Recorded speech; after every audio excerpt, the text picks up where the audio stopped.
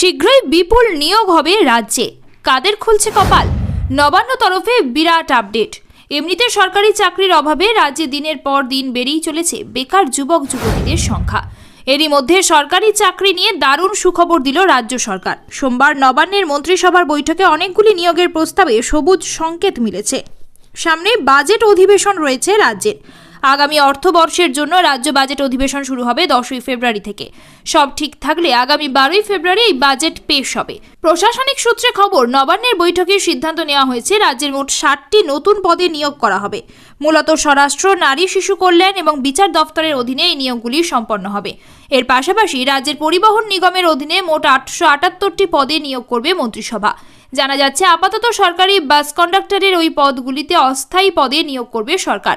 প্রসঙ্গত, আগের বৈঠকগুলিতে স্বাস্থ্যক্ষেত্রে চিকিৎসক, নার্স, ল্যাবরেটরি টেকনিশিয়ান ইত্যাদি পদে নিয়োগের ছাড়পত্র দিয়েছিল মন্ত্রিসভা। এছাড়া দমকল এবং পুলিশেও অনেক সংখ্যক নিয়োগের ছাড়পত্র মিলেছিল।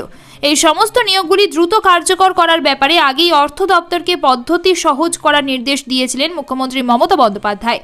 সূত্রে খবর, এই দিনের বৈঠক থেকেই রাজ্যের মন্ত্রীদের উদ্দেশ্যে কড়া বার্তা দিয়েছেন মুখ্যমন্ত্রী।